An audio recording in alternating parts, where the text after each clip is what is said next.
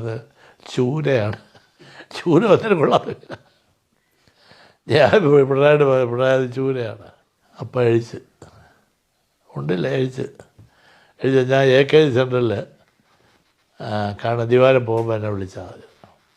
പൊങ്ങളത് സത്യനേശ്വരാണ് ജില്ലാ സെക്രട്ടറിയാണ്. ഉണ്ണാതെ പോയപ്പോഴും യവന്മാർക്ക് ഇതുവരെ പേടിയില്ല. സത്യനേശ്വരനോട് പറഞ്ഞ് സഹേബ് വല്ലതും പറ്റുമോ, നമ്മൾ വല്ലതും നടപടി എടുക്കുമോ? ഞാൻ പറഞ്ഞു അതൊന്നുമില്ല, ഞാൻ പറയാം. ചോദ്യം കേട്ടോ, മീന് ചൂരായോണ്ട് വല്ല നടപടി ഉണ്ടാവോ സഖാവേ? സഖാവ് ഐഡിയ പറഞ്ഞു കൊടുക്കണ്ടേ?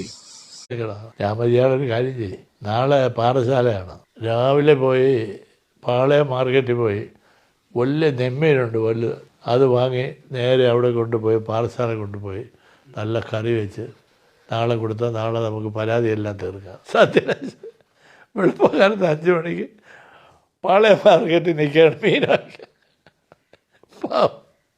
മീൻ വെച്ചുകൊണ്ട് പോയി പാറശാല കൊണ്ടുപോയി വീട്ടിൽ ഇയാൾ നമ്മൾ ക്യാമ്പയുടെ വീട്ടിൽ കറി വെച്ച് വറുത്ത് നല്ല ഒന്നാന്തരം മീൻ ഉണ്ടായിരുന്നു. വന്നിരുന്നുകൊണ്ട് നോക്കും കറികളൊക്കെ.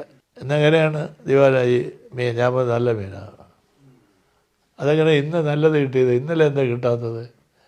ഞാൻ പറഞ്ഞില്ല, ഇന്ന് നമുക്കത് വേറെ ഏർപ്പാടുണ്ട്, സഖാവ് കഴിക്കണം. ഞാൻ വളരെ ശരിക്കും ആള് മാറിയെന്നാണ് എനിക്ക് തോന്നുന്നു കേട്ടോ. അതന്നെ ആയിരിക്കോ, മൂപ്പരന്നെ ആയിരിക്കും ഇത്. ചെറിയ റൊട്ടി തരും. എൻ്റെ നാട്ടിൽ റൊട്ടി എന്ന് പറയും. അരി കൊണ്ടുണ്ടാക്കിയ ഒരു പലഹാരമാണ്.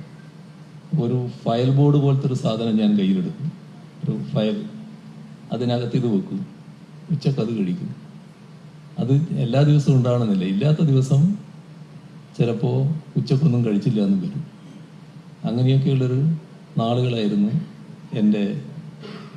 ആള് മാറിയതാണോ ഇനി ആളിപ്പം മാറിയതാണോ ഏതായിരിക്കും അല്ലേ? എന്താണോ? എന്തായാലും മീനിൽ കേമാൻ നെയ്മീൻ തന്നെ.